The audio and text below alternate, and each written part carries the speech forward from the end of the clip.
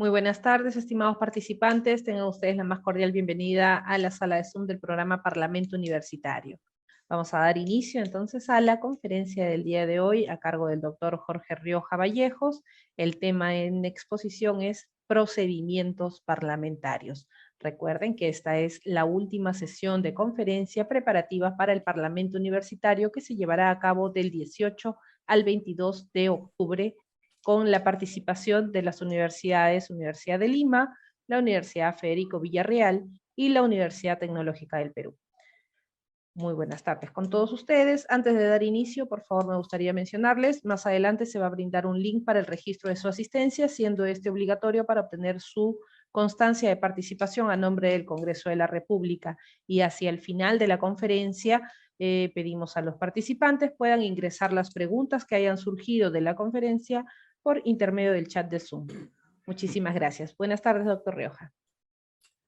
Vanessa, buenas tardes a todos los jóvenes que se han incorporado. Luego de la hora anunciada de inicio. Bien, para mí resulta un privilegio igualmente pretender compartir con ustedes segmentos académicos que espero construyan una cultura que nos haga responsables de opiniones cuando se tenga que opinar. Me estoy refiriendo puntualmente a que en la clase política de nuestro país y la sociedad en su conjunto usualmente opina hasta de lo que no sabe.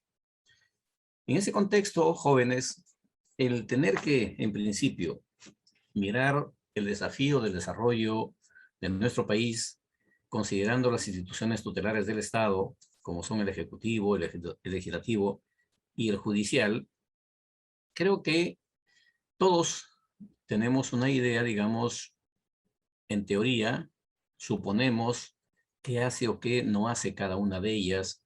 Sin embargo, no internalizamos el contexto de la responsabilidad que tiene cada una de ellas en el marco de la ley. Y es aquí donde debemos precisar el escenario concreto. Estamos hablando de instituciones públicas. Estamos hablando de instituciones tutelares del Estado. Y consecuentemente, debe quedar claro el contexto de su accionar. Ninguna de estas instituciones puede actuar al margen de la ley.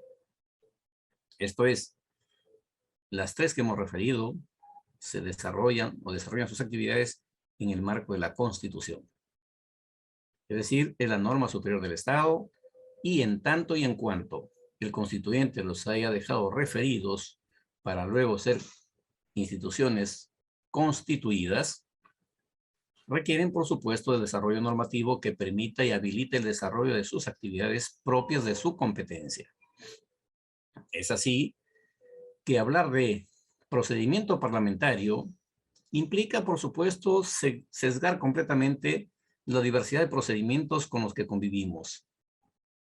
Esto es, por ejemplo, en el Ejecutivo hay procedimientos para un acuerdo de Consejo de Ministros.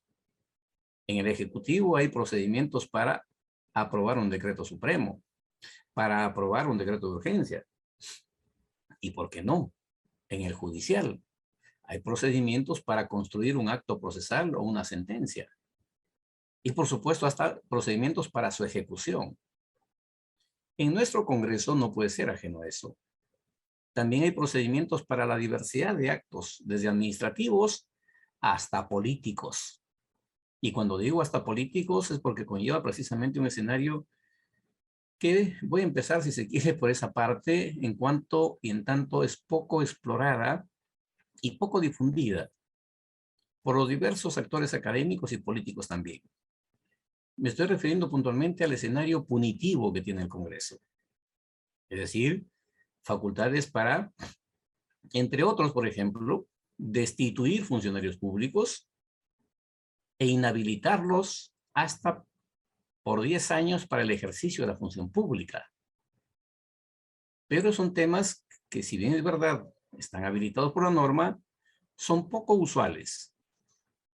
Y naturalmente todo conlleva un escenario procesal y procedimental. Y como tal, el procedimiento para cada uno de estos actos tiene de por sí un correlato de actividades propias de la competencia que la Constitución Y en el caso del Congreso, su reglamento, que a la vez es su ley orgánica, los habilita para el ejercicio de dicha función. Fíjense, jóvenes, probablemente más de uno de ustedes, y me gustaría mucho que lo conocieran, simplemente para ratificar lo que voy a anunciar. El Congreso de la República hace un buen tiempo fue protagonista político, jurídico y punitivo o penal.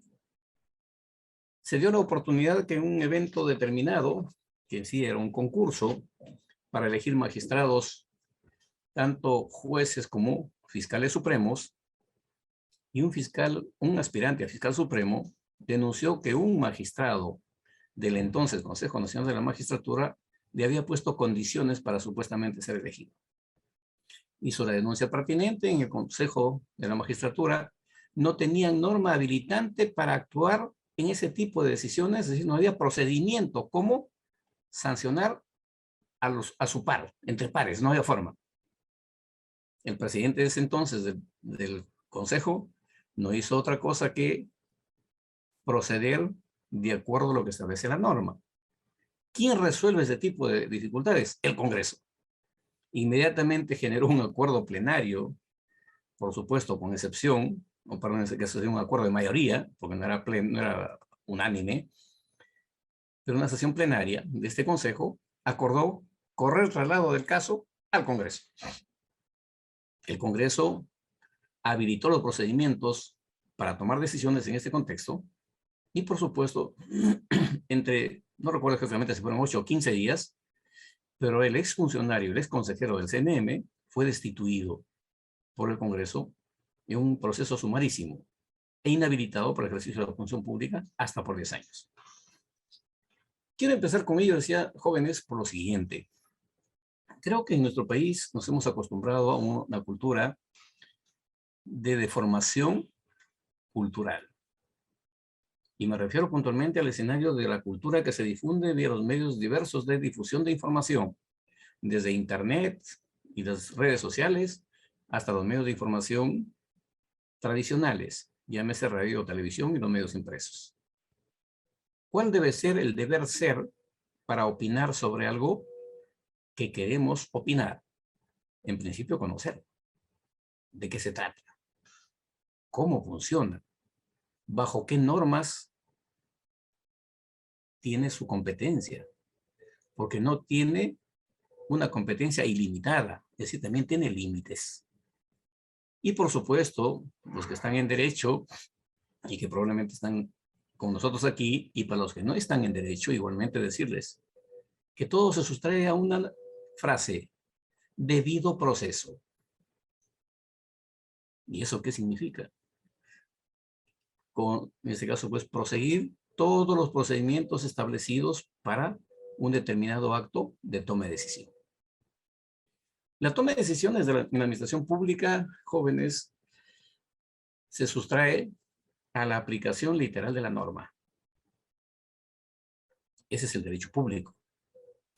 Pero si hablamos del derecho privado, y esta norma también es de aplicación por extensión a los privados, tienen los privados una ventaja adicional al público.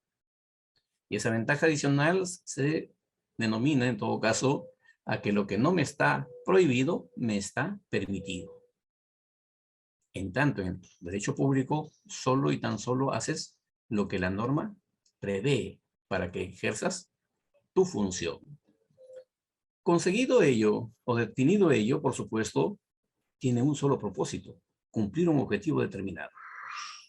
Entiendo que ustedes, a través de Ricardo, han escuchado la conferencia sobre el proyecto de ley.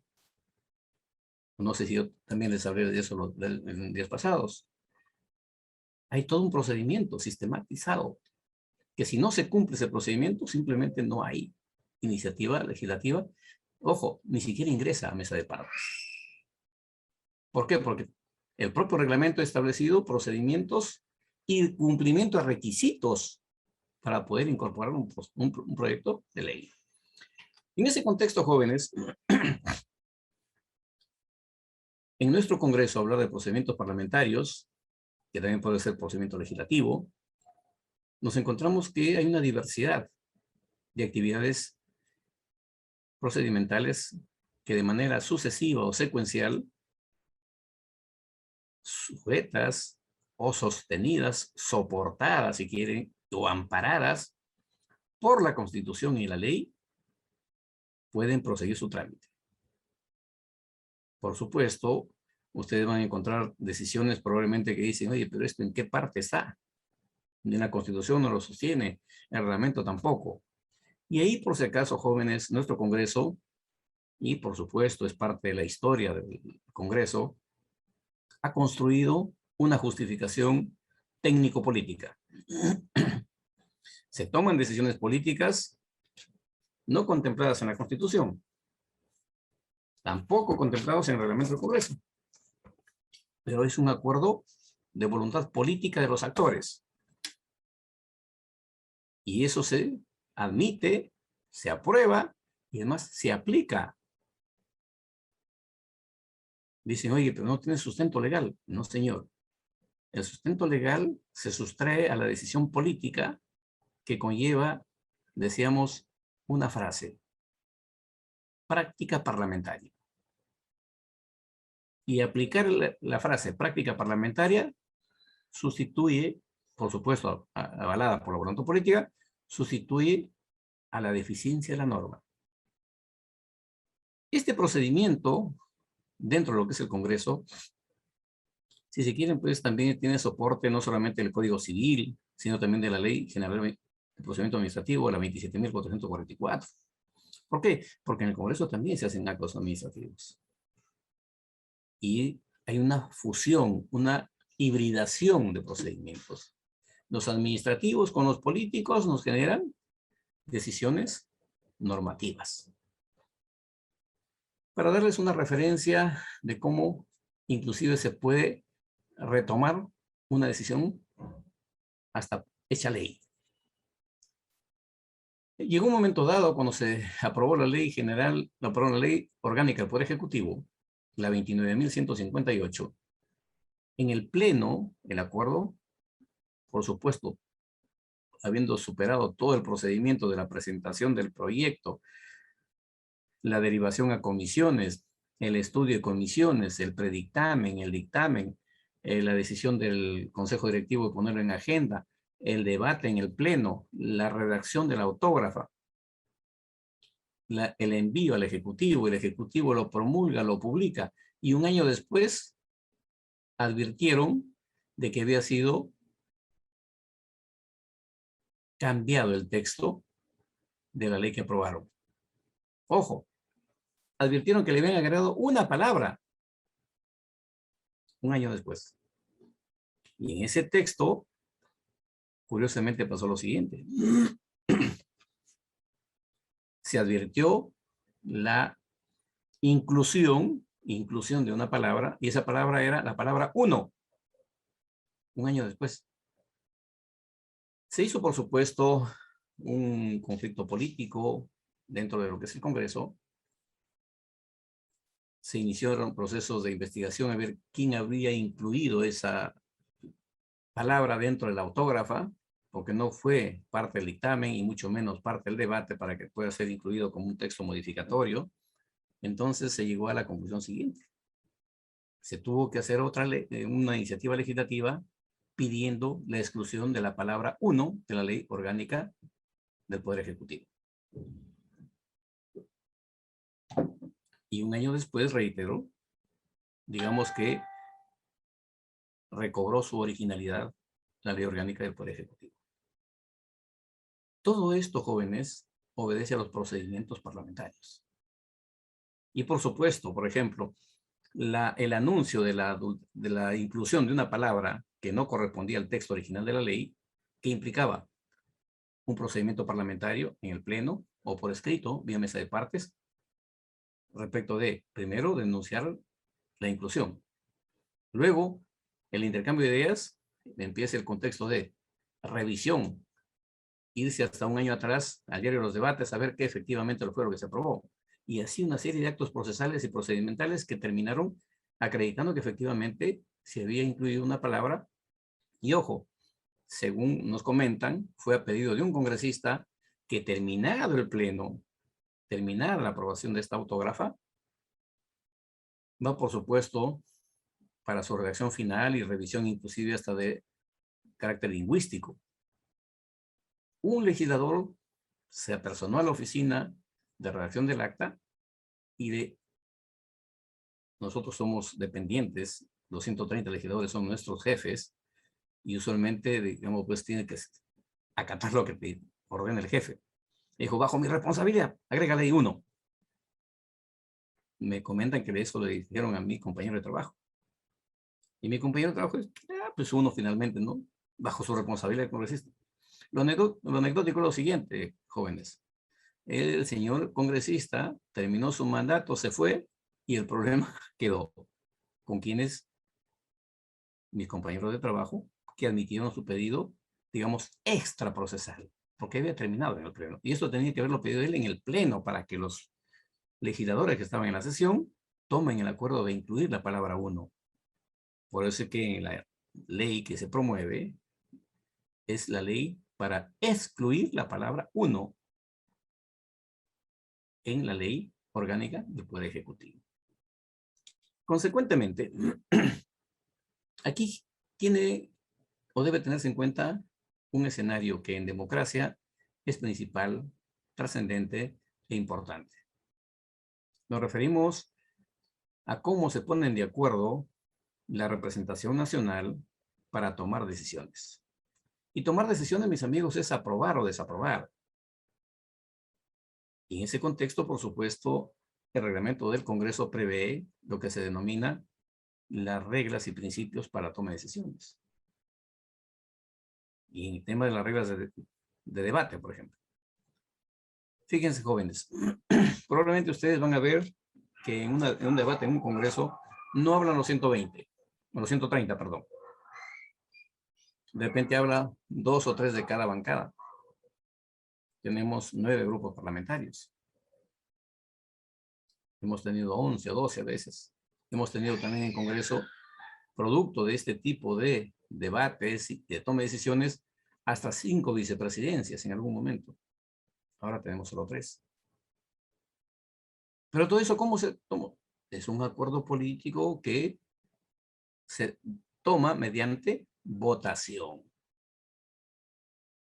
¿Y cómo son las reglas de debate? Por ejemplo, fíjense, en estos días se está hablando mucho de la ley de partidos políticos respecto al dinero que van a recibir por la cantidad de votos que recibieron en las elecciones.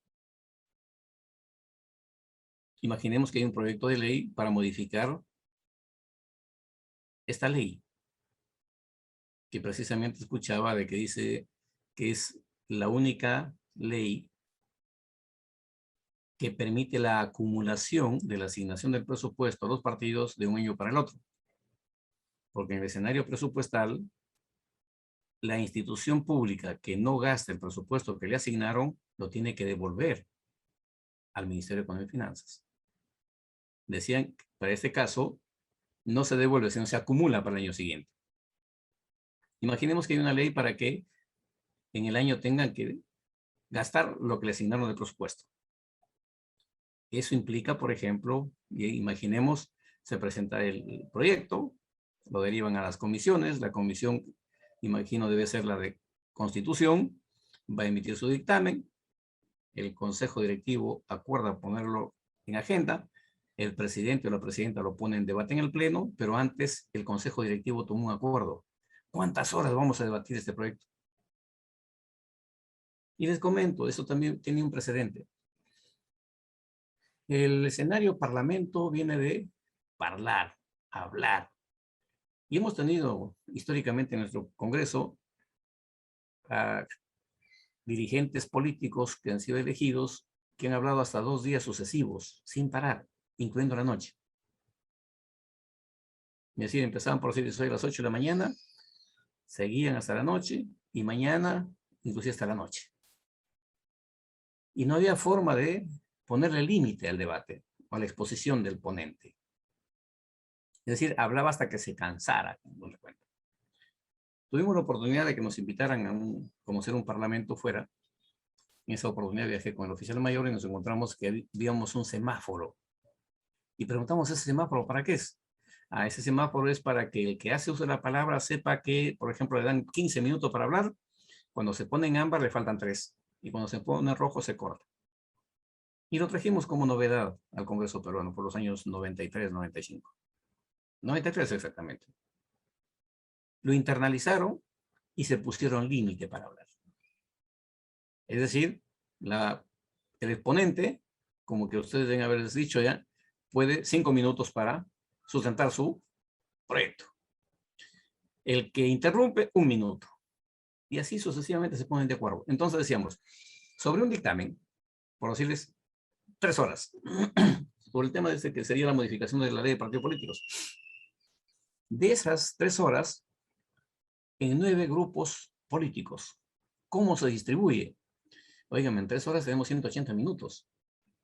Los 180 minutos, ¿cómo lo vamos a distribuir? Porcentualmente. De los 180 minutos, por ejemplo, hoy Perú Libre tiene 37 congresistas. Le tocaría el 37%. Hagan números ustedes y más o menos van a saber cuánto de tiempo le tocaría a los parlamentarios de Perú Libre por tener 37, que es la bancada más numerosa, de los 180 minutos, ¿cuánto le tocaría? Entonces, imaginen ustedes ser miembros de una bancada que tiene, pues, como los morados hoy, 3 congresistas que han tenido que sumarse a otro grupo para poder tener grupo parlamentario, porque también ese es otro procedimiento. Los proyectos de ley se presentan por grupo parlamentario y el grupo parlamentario debe estar integrado mínimo por 5 legisladores. Significa que, por ejemplo, los parlamentarios del grupo morado, si no se hubieran adherido a otro grupo para ser grupo parlamentario, ellos pasan a ser parte de lo que se denomina también por el reglamento del Congreso, parlamentarios o grupo parlamentario especial, que solo pueden presentar iniciativas, no pueden integrar ninguna comisión. Entonces, a ellos, por ejemplo, si no fueran grupo parlamentario, no van a tener derecho a la palabra. Pero el grupo parlamentario que tiene 5, el 5% del tiempo de 180 minutos, eso le tocaría, en todo caso, al grupo más chiquito. Y se imaginarán ustedes que en este caso, pues, el que tiene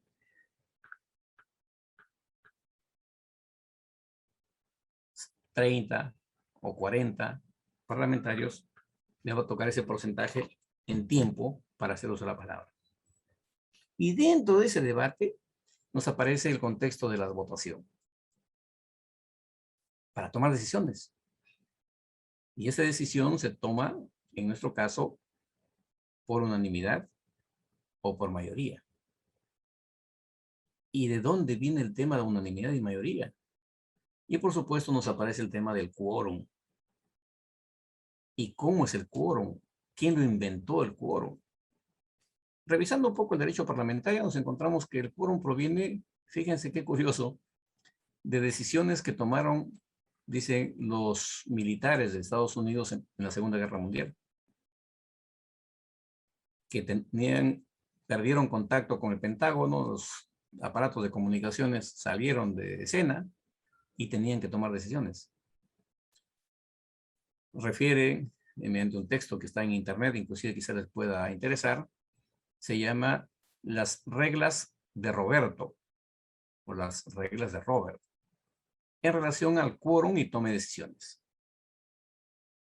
Este general refiere y organiza su tema en relación a que convocó a todos los militares de su grado para tomar decisiones qué hacían, si continuaban en el frente de batalla o desistían.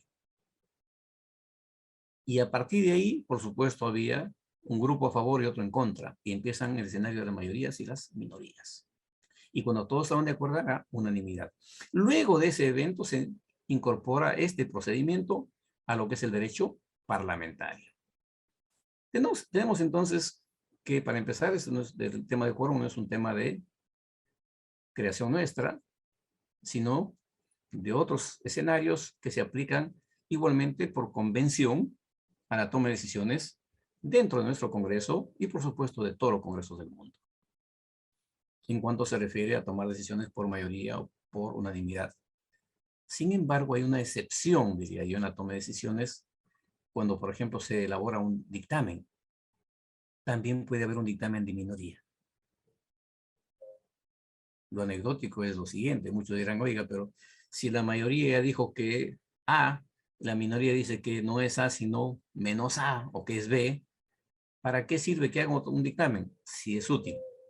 Porque sea lo siguiente, en este sistema de procedimientos parlamentarios, por decirle, se pone a votación el dictamen de mayoría y es desaprobado. Lo rechaza el Pleno. En ese instante se incorpora el dictamen de minoría para ser discutido. Y usualmente no es, por supuesto, la regla, pero sí se han aprobado algunas iniciativas legislativas producto de un dictamen de minoría. Esta toma de decisiones, que decíamos por el voto, tienen carácter público y en su momento tenían carácter secreto. Sobre todo era secreto cuando se trataban de temas de seguridad de Estado. Y por supuesto era secreto. Solo sabían qué decisión habían tomado los protagonistas que estaban dentro del recinto legislativo. ¿Qué instrumentos o qué herramientas se usan en el procedimiento parlamentario? Según el reglamento del Congreso, respecto, decíamos, a la proposición de ley o resolución legislativa, igualmente son los acuerdos, sobre las mociones de orden del día, los pedidos de información, hemos referido a los dictámenes y también sobre los informes. ¿Y qué implica este contexto en el ámbito legislativo? Los procedimientos dentro de lo que es el foro parlamentario tienen tres tipologías. Procedimiento legislativo, que es un tanto lo que hemos referido respecto a las iniciativas legislativas, su proceso de aprobación. Luego viene el procedimiento de control político y también los procedimientos especiales. En ese contexto, quisiera, solamente para efectos de referencia, en estos últimos días y estos últimos tiempos tenemos muchas cuestiones en debate político y que generan mucha expectativa, así como también inestabilidad. Me refiero puntualmente al tema de lo que es, fíjense, y voy a darles aquí lo que establece el reglamento, es decir, nada de estos procedimientos puede hacerse si no están en la norma. Y van a escuchar ustedes hablar de número legal, los 130, número hábil para determinar el quórum, para tomar decisiones. Por ejemplo, fíjense, si tendríamos que aprobar una reforma constitucional, el Congreso lo va a hacer en tanto y en cuanto el constituyente originario le dejó esa facultad en el artículo 206 de la Constitución. Y ojo, el 206 de la Constitución tiene una nomenclatura expresa, que si no se da cumplimiento a esto, no habría reforma. Y ahí viene el tema siguiente, y se los dejo, si quieren, como tarea. ¿Por qué el constituido no aumenta los artículos de la Constitución? Y solo tiene competencia para reformar del 1 al 206. No puede incorporar el 207. Porque si no, imagínense ustedes, tendríamos a la fecha, el constituyente del 93 nos dejó 206. A la fecha tiene la Constitución más de 50 reformas. Deberíamos tener por lo menos una Constitución ya con 260 artículos. Y claro, hay una justificación técnica, además de eso jurídica y además de eso constitucional y constitutiva. Producto de que el constituyente faculta al constituido, que es el Congreso, que haga la modificación de los 206 artículos de acuerdo a lo que corresponda a la movilización social y política del momento. Pero no puede aumentar los artículos, porque eso es solo y tan solo competencia del constituyente originario. Decíamos, por ejemplo, fíjense, ¿qué significa, por ejemplo, dice el 206 de reforma constitucional? Que es un procedimiento legislativo.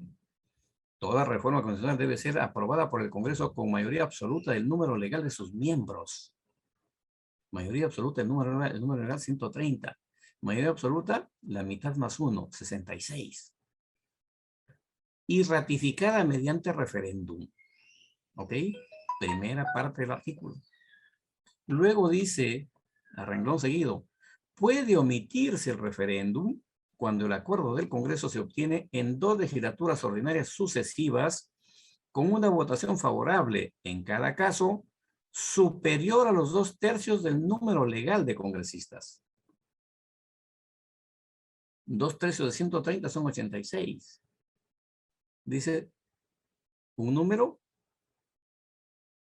superior a los 2/3. El inmediato superior sería 87 votos. Esta denominación para la doctrina y el derecho comparado hace que nuestra Constitución dice que sea media blanda y media dura. Media blanda porque permite con 66 votos y que vaya a referéndum. Y media dura porque si no hay 87 votos, no hay reforma. Sumado a lo siguiente, toda ley de reforma constitucional que apruebe el Congreso no puede ser observada por el presidente de la República. Solo tiene que promulgar.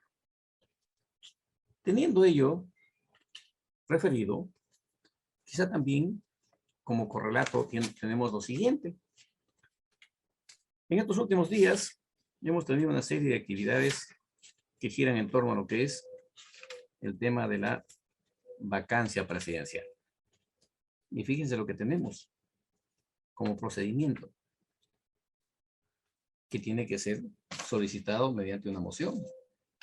Pero para ello, y terminamos en todo caso con esta parte de requisitos para tomar decisiones. Que el Congreso, según el artículo 72 del reglamento, puede aprobar leyes que, por supuesto, van a entrar en vigencia, pero no todas las leyes. Por ejemplo, el Congreso no puede aprobar un decreto legislativo. En ese contexto, el propio legislador, ¿qué dice? Variantes del procedimiento legislativo. Artículo 72. Mediante procedimiento legislativo se persigue aprobar leyes de carácter general y resoluciones legislativas. Las mismas que pueden ser, ojo, acá no está en orden jerárquico, solamente está referido en literales. A, leyes ordinarias, leyes de reforma de la Constitución, leyes orgánicas, leyes presupuestales y financieras, leyes autoritativas de legislación delegada, leyes de amnistía, leyes demarcatorias, resoluciones legislativas. Eso es competencia del Congreso. Significa entonces de que nuestro Congreso, por ejemplo, no puede aprobar decretos supremos, decretos de urgencia, ni decretos legislativos. Todas esas normas, primero que están supeditadas a una condición. Los decretos legislativos a que el Congreso apruebe delegación de facultad legislativa que el Ejecutivo pueda producirlos. Los decretos de urgencia lo produce el Ejecutivo con cargo de dar cuenta al Congreso, en tanto y en cuanto la nomenclatura de la norma corresponde a la naturaleza de que vía decreto de urgencia el Ejecutivo genera gasto público y eso es facultad de control del Congreso. Es una norma excepcional que en nuestro ordenamiento legal y convivencia sociodemocrática se ha hecho una norma de uso ordinario. Es extraordinario el decreto de urgencia, por eso dice urgencia. Por ejemplo, para atender una calamidad pública, llámese un terremoto, una inundación o una pandemia. Y no para lo que se ha venido usando de manera sucesiva. Y aquí, por ejemplo, fíjense, jóvenes, en el orden que corresponde al contexto de los procedimientos. Decíamos que la ley de reforma necesita el procedimiento para ser aprobada un número superior a los 2/3, 87 votos. Una ley orgánica se aprueba con la mitad más 1 del número legal de legisladores, es decir, con 66 votos. ¿Qué pasaría si fueran 200? Tendría que tener 101 votos. La ley de presupuesto dice, por ejemplo, el procedimiento debe ser aprobada con el voto favorable de por lo menos la mitad más uno del número de los presentes, de los congresistas en sala, que son los que dieron el quórum. Imaginemos que dieron quórum 70. ¿Con cuántos votos se aprobaría la ley de presupuesto en obligatorios? Con 36. La mitad más uno. Y hay un detalle que deben cuidar también. Por ejemplo, en un grupo de 3 congresistas, ¿podremos tener mayoría y minoría?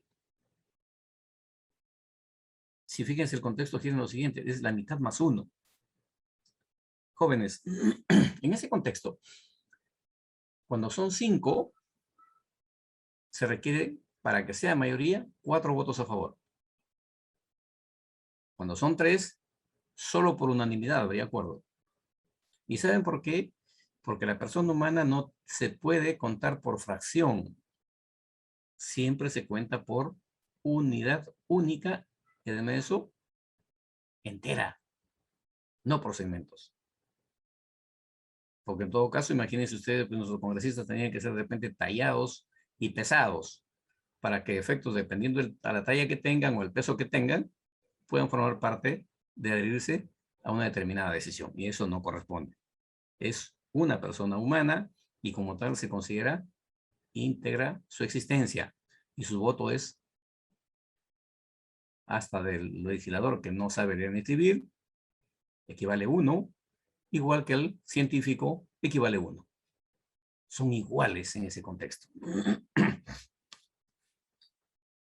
Tenemos en nuestro Parlamento que el artículo 78 del Congreso, por ejemplo, establece que debe ser aprobada una autógrafa, que es casi ley, en 2 votaciones sucesivas.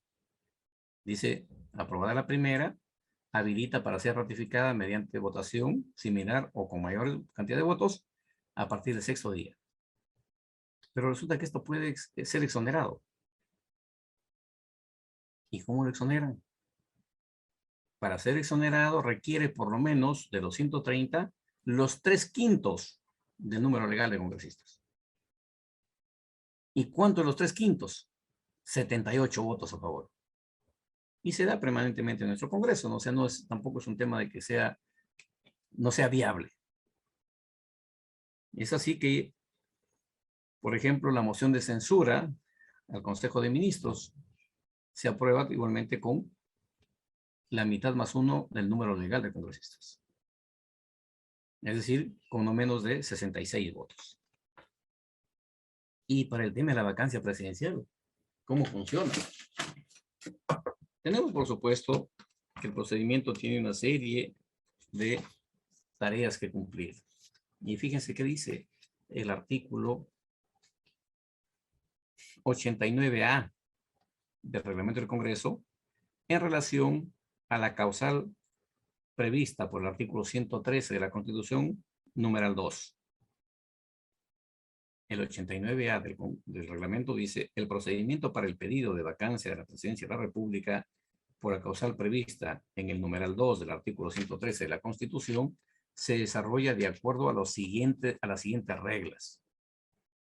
El pedido de vacancia mediante moción de orden del día, firmada por no menos del 20% de legisladores. El 20% de 130, 26. Y luego dice, tiene preferencia en orden del día, es vista antes de que cualquier otra moción pendiente. Para la admisión del pedido de vacancia se requiere el voto de por lo menos 40%. Es decir, tiene que aprobar o votar a favor 52. Y luego acota, dice, en el Pleno del Congreso acuerda día y hora para el debate y votación del pedido de vacancia, sesión que no puede realizarse, ojo, antes del 3er día siguiente a la votación de la admisión del pedido, ni después del 10º día, salvo que 4/5 partes del número legal de congresistas acuerden un plazo menor o su debate y votación inmediata. ¿Y esto cuánto es? 104 congresistas. Lo que quiero significarles con esto, jóvenes, es de que el procedimiento procesal de esta situación de determinar la vacancia presidencial no es sencilla. Hay convergencia de voluntades muchas. Y además de eso, hay otra adicional.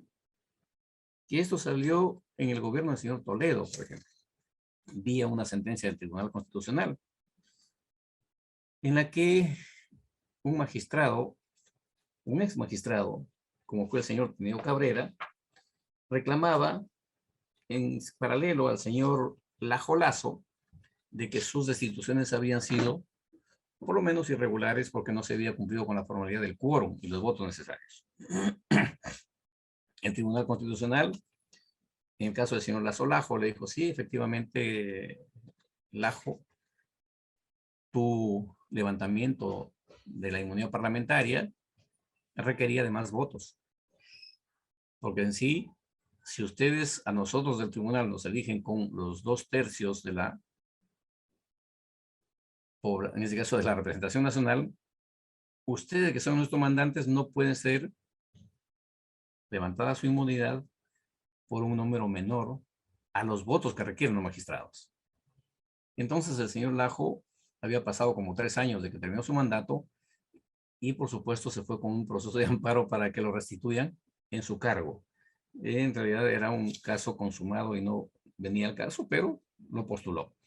Y fíjense lo que dice, el acuerdo, literal D, el acuerdo que declara la vacancia de la presidencia de la República por causal prevista en el numeral 2 del artículo 113 de la Constitución requiere una votación calificada de no menos de los 2/3 del número legal de miembros del Congreso y se publica mediante resolución legislativa. ¿Qué implica el no menos de 2/3? O sea, mínimo 86 votos. Entonces, lo que quiero significarles aquí, mis amigos, es que sucede algo similar en relación, por ejemplo, a lo que es el tema de las facultades especiales que tiene nuestro Congreso. Lo que les he estado refiriendo tiene que ver y gira en torno a lo que es precisamente el contexto de control político.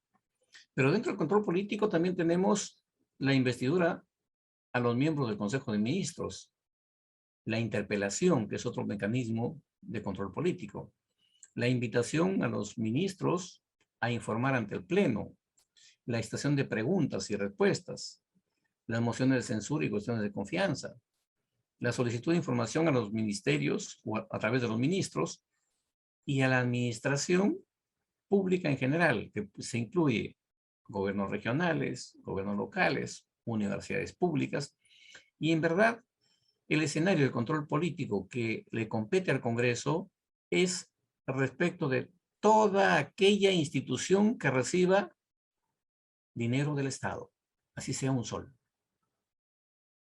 Y es decir, la fiscalización tiene un carácter general y que, bueno, a veces creo que no se dan alcance para ese contexto. También tenemos comisiones de investigación y, por supuesto, creo que algunas que ustedes también deben ser recientemente recordadas, como son las acusaciones constitucionales. Y una de las actividades también del procedimiento de control político es el control sobre la legislación delegada, que decía sobre los decretos legislativos, sobre los decretos de urgencia y también sobre los tratados internacionales. Ahí hay 2 tipos de tratados que el Ejecutivo usualmente resuelve. Y nos referimos puntualmente a los tratados que están previstos en el artículo 56 de la Constitución y que nos dice, por ejemplo, que el Congreso es competente para pronunciarse y admitir, o admitir en tu caso la ratificación de los tratados sobre derechos humanos, soberanía, dominio e integridad del Estado, defensa nacional y obligaciones financieras del Estado. Pero además de esos jóvenes, hay otro tipo de tratados y se denominan tratados ejecutivos. Y estos tratados los aprueba el presidente de la República. Pero el Congreso tiene que hacer el control político y darle la conformidad. Se ha establecido, por ejemplo, que en la Ley Orgánica del Tribunal Constitucional se puede demandar la inconstitucionalidad de estos tratados. Sí. Pero dice que se tiene plazo de 6 meses a partir de su publicación. Y la pregunta que me inquieta a mí siempre es la siguiente. ¿Significa que cumplidos los 6 meses, una fracción de segundo, se hace constitucional lo inconstitucional? Y la misma pregunta, digamos, en simultáneo o en paralelo, me hago sobre lo que es las leyes que se presumen inconstitucionales. Dice igualmente la Ley Orgánica del Tribunal Constitucional que se puede postular la inconstitucionalidad a partir de su publicación hasta 6 años después. ¿Y qué pasa con esas leyes? Por ejemplo, que se demanda la inconstitucionalidad, el tribunal se pronuncia, por decirlo así, en el año 8 o 9, y en su resolución dice, declárase inconstitucional la ley materia de la presente demanda y normas conexas. Oiga, ¿y el efecto jurídico qué no asume? Pero es un tema que creo que también se tiene que trabajar y ojalá podamos tener un escenario resolutivo a efectos de que si es una norma, por ejemplo, que nos genera contribución económica, lo menos que puede hacer es el tribunal disponer que se devuelva a todos aquellos que fueron obligados a cumplir esa norma que resultó ser inconstitucional. Como procedimientos especiales, dentro de lo que es el procedimiento parlamentario, tenemos realmente que el Congreso, decíamos, tiene facultades para designar autoridades de las instituciones que permiten la gobernabilidad en el país. Hasta hace un tiempo deben haber escuchado ustedes, en todo caso hay mucha información producida respecto a que, por ejemplo, los miembros del Tribunal Constitucional, por la discordia que siempre hay en el Congreso, porque esa es parte de sus funciones del Congreso, y producto de querer cumplir sus funciones, hemos tenido un parlamento disuelto, en tanto se invocó una negación de confianza tácita, que como hemos venido revisando, el Congreso todas sus decisiones las toma mediante voto, no mediante el silencio. Y las cuestiones de confianza se expresan mediante votos.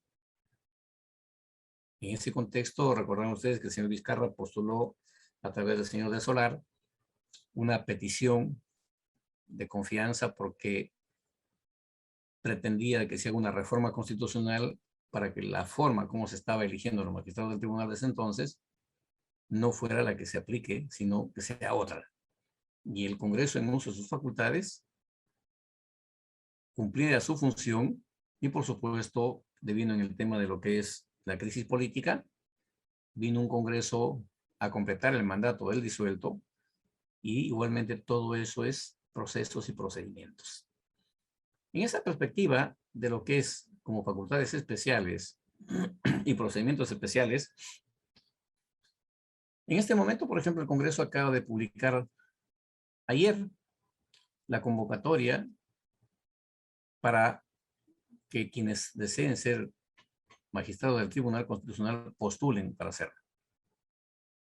Empezó el procedimiento de elección, ojo, de candidatos hábiles para ser elegidos por el Tribunal, por el Pleno para el Tribunal Constitucional. Son 6 miembros los que serán elegidos. También nuestro Congreso tiene facultades para elegir al defensor del pueblo. Y también, por supuesto, por el Congreso en este escenario de convivencia intrainstituciones llamado equilibrio de poderes, el Congreso designa a 3 directores del Banco Central de Reserva de los 7 directores, incluyendo el presidente del BCR. En tanto, el presidente de la República o el Ejecutivo designa al presidente del BCR y a 3 directores. Es decir, si el Congreso no designa a ninguno, tendría quórum con 4 directores el BCR y funcionaría igual. Lo óptimo es que funcione con los 7. Igualmente, nuestro Congreso, dentro de las funciones de designar funcionarios públicos, tenemos que designar al Contralor General de la República. Ratifica la propuesta que hace, en este caso, del presidente del BCR, el Congreso, y también el presidente de la República propone al superintendente de Banca y Seguros, y el Congreso lo ratifica. Y en este escenario de toma de decisiones, el Congreso de la República, por supuesto, se encuentra con la facultad que decíamos para poder destituir, entre otros, magistrados de la hoy Junta Nacional de Justicia, magistrados supremos, llámese jueces y también fiscales, magistrados del Jurado Nacional de Elecciones, al Defensor del Pueblo, presidente del BCR, y magistrados del Tribunal Constitucional. Fíjense ustedes el ámbito de competencia que tiene, competencia punitiva que tiene el Congreso. Si fuera una decisión política, de seguro que de repente nadie quedaría sin cabeza. Me refiero a que toda esta facultad punitiva que tiene el Congreso, que son los 130, requiere de un procedimiento legislativo para que esto suceda. Y ahí viene el tema del debido proceso, acreditan abogados, hacen su defensa, vienen informes y peticiones de información. Consecuentemente concluyen con un informe de repente que diga que se sanciona o que se excluye de sanción. Igualmente nos encontramos en estos últimos tiempos, producto de la reforma de la Constitución del artículo 191, el Congreso también, fíjense, ya tiene competencia de controlar a los gobernadores regionales. ¿A razón de qué? Tienen que presentar ahora sus informes de gestión los gobernadores regionales que antes no lo hacían. Con ello, jóvenes, realmente espero haberlos orientado de tal manera que ustedes puedan tener una visión de lo que es el Congreso, sus facultades y competencias y la tarea que tienen los congresistas en el quehacer parlamentario, no solamente por un tema de coyuntura política, sino que además de eso en el Congreso es en principio la primera institución a la cual llegan todas las peticiones del país. Y nuestros congresistas tienen que estar en la facultad de dar respuesta, primero oportuna y segunda, por supuesto, adecuada a todas las reclamaciones del interior del Perú. El desafío para ellos es mayúsculo. Hemos trabajado en diversos despachos al inicio de nuestra labor dentro de la institución y por decirles entre otras cosas, un procedimiento legislativo, por ejemplo, que pueda generar el congresista respecto a, imaginemos que Vanessa viene de Madre de Dios y se quedó sin pasaje en Lima. Se va al congresista en Madre de Dios, el congresista tiene que conseguirme mi pasaje para volver a Madre de Dios. Eso no es facultad del congresista, pero van a buscar al congresista para eso.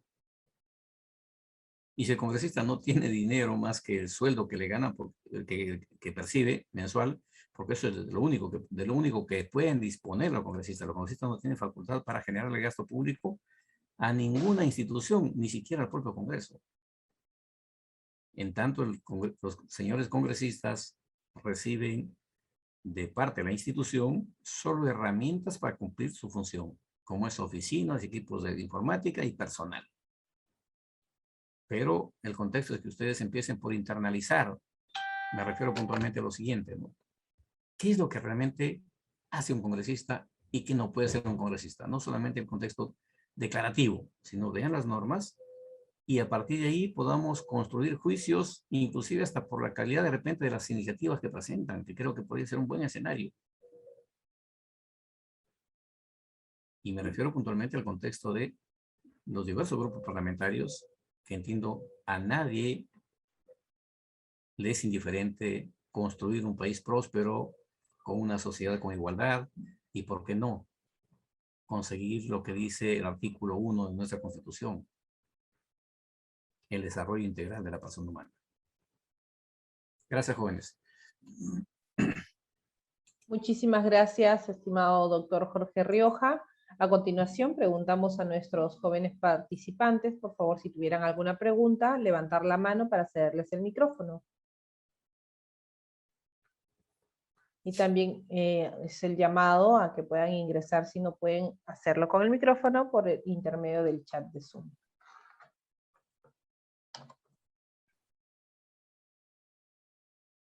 Eduardo Jesús Chocano, adelante, puede encender su micro. Vale, muchas gracias. Bueno, ante todo, muchas gracias por la ponencia. Y mi pregunta iría al tema de que usted nombró que cuando en una ley se presenta, bueno, un proyecto de ley se presenta que entendí más o menos que se derrogue todo lo demás que vaya en contra o algo así. No sé si podría desarrollar un poco más ese punto, que no lo entendí muy bien. ¿Podrías precisar la Claro, o consulta sea, con mucho gusto, Eduardo? Pero es que en un precisamente el momento, contexto. o sea, no me acuerdo si fue en la ponencia de hoy día o la anterior, la verdad, estoy un poco perdido ahí. Se nombra que en un proyecto de ley cuando se puede pedir que se derrogue toda la normativa anterior a este, o algo así, entendí. No sé si podría explicar un poco más ese punto. Bien, fíjate, ahí el tema que es interesante, decía, y hablaba yo en este caso de las sentencias que dicta el tribunal cuando se postula una demanda de inconstitucionalidad. Y también creo que les hablé la vez pasada respecto de que nuestro Congreso con una ley derogó 6.000 leyes. El escenario es el siguiente. Cuando se hace una demanda de inconstitucionalidad, el Tribunal Constitucional lo resuelve como corresponde a derecho. Lo que considero que no está adecuado es, por ejemplo, que diga fundada la demanda de inconstitucionalidad sobre la ley X y le agrega y normas conexas. Yo considero que el tribunal debería decir y las normas tales y tales y tales, inclusive si se refieren a reglamentos o, por decirles, normas administrativas. Pero todos ponerlo de manera expresa. En derecho no podemos irnos a la ficción y mucho menos presumir de que es un tema fáctico. Es decir, y es más, encontramos en la formalidad, si quieren, ustedes ven en los proyectos de ley que se presentan en nuestro Congreso, también hay un artículo que dice norma derogatoria, deróguese todas las que se opongan. Oiga, ¿y quién sabe qué se oponen? ¿Cómo determino cuáles se oponen? Pero ojo, reitero, es parte de la cultura que queremos un poco nosotros cambiar y en la que apuesto que debemos cambiar. Es como imagínense ustedes, por ejemplo, en el Poder Judicial, ¿no? En este momento tenemos como 27 distritos judiciales. Cada distrito judicial hace su pleno jurisdiccional. Sobre el mismo tipo de delito que se sanciona en Tacna, hay un pleno que difiere totalmente del de Loreto, o de Iquitos en este caso. Y ese difiere del de Amazonas, el de Amazonas difiere del de Puno. ¿Y cuál aplicamos? Si en teoría todos somos iguales en la ley, en teoría todos tenemos derecho a la justicia, pero resulta que el delito que se cometió en Tacna tiene, por decir, vamos en el escenario cuantitativo, una mejor indemnización que se cometió en Iquitos. Y creo que eso no corresponde. Tenemos que empezar a estandarizar criterios uniformes que a los peruanos o a quienes cometan ilícitos sean sancionados por igual. Fíjense, hasta ahora creo que más de 30 años trabajan los países miembros de la PEC a través del Ministerio de Transportes la estandarización de normas para sancionar el crimen cibernético. Y no se ponen de acuerdo en el texto. ¿Por qué? Porque uno dice, no, mejor este sí, mejor esto no. Otra reunión, y cada año se reúnen y los promueve el Ministerio de Transportes. Y un día me preguntaba, ¿y por qué el Ministerio de Transportes? ¿Qué tiene que ver con justicia? Yo debe ser el Ministerio de Justicia o la Corte Suprema. No, no, señor. El tema es simple. Y ojo, y se reúnen en Lima un promedio de una semana. Ahí vienen expertos de varios países. Y bueno, tuve la oportunidad de estar en una de esas reuniones en el Hotel El Pueblo, por ejemplo, una semana a puerta cerrada, donde nos comentan y nos informan en todo caso sobre experiencias de, por decirles en este caso, pues, el tema de Anonymous y todo lo que es el hackeo de cuentas, el tema de lavado de activos mediante un clic y tienes cientos de miles de dólares en otra cuenta. Pero no hay un acuerdo para que sea y que todos los países firmen que efectivamente la pena que se aplique en China y en cualquier otro país como el nuestro, por ejemplo, sea la misma para todos los que cometen ese mismo tipo de delito. Y todos esos procedimientos, por supuesto que sí. ¿Que tendrá que hacerse mediante un acuerdo? Naturalmente que sí. ¿Por qué? Porque aquí fijamos el punto. Nuestras normas legales, incluyendo la Constitución, solo y tan solo tienen aplicación en el Perú. Solo para el tema de derechos humanos somos sujetos de protección fuera del Perú, aún inclusive no habiendo suscrito ningún acuerdo ni tratado sobre derechos humanos. ¿Y saben a razón de qué? A razón de única justificación como que es el derecho consuetudinario, lo que implica que asiste el mismo derecho que tú, semejante. Así la autoridad de tu país no haya suscrito ningún tratado que proteja tu derecho fundamental, como por ejemplo el derecho a la vida. Y eso sucede con Estados Unidos, por ejemplo. Estados Unidos no firma ningún tratado de ninguna naturaleza, pero curiosamente financia a todos. Y bueno, ahí lo tenemos, ¿no? Muchas gracias, doctor Rioja. Tenemos la siguiente pregunta de Juan Carlos Morales. ¿Quién fiscaliza la labor del congresista? ¿Hay algún sitio web donde los ciudadanos puedan visualizar qué es lo que están haciendo los congresistas? Sí, realmente hay un detalle interesante que creo que debemos destacar en cuanto a quién fiscaliza al congresista. El primer fiscalizador del congresista debe ser el elector que le dio la oportunidad de ser elegido, pero en realidad la obligación de fiscalizar la gestión del legislador es de todos los peruanos. No hay un órgano específico que controle sus acciones, porque hay un detalle que también tienen que saber ustedes.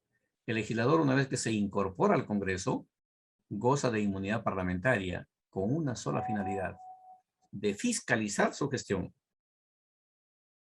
Caso contrario, simplemente pasa el tiempo y bueno, ahora tenemos de alguna manera una limitante para quienes están en funciones. Al haberse reformado la Constitución respecto al artículo 90, en el sentido de que ya no tienen opción de ser candidatos a reelección inmediata, como que digamos hay un poco, digamos, pues, de más tranquilidad si quieren. Porque antes, ¿qué hacían? Había un problema de carácter, digamos, de ubicación, en el sentido de que cada semana hasta hoy, imagínense, la semana de representación, ¿a dónde van? Al departamento donde los han elegido. Yo soy de opinión que deberían ir a todos los departamentos, con un solo objeto: conocer la realidad de cada departamento, porque, ojo, hay un detalle. La ley que ellos aprueban es para el Perú, no para el departamento que representan. La legislación para el departamento o región que representan solo y tan solo tiene que ver con el gobierno regional. Es suficiente para, mediante una ordenanza regional, resolver el problema departamental. Pero las normas que ellos aprueban en Lima o en el Congreso es para el Perú. Ahí entiendo algunas ONGs de interés que hacen el seguimiento, por ejemplo, cuántos proyectos de ley han presentado, cuántas autógrafas se han concretado, cuántos han copiado igual, o sea, pero van en ese extremo, no en el sentido de eficacia de gestión.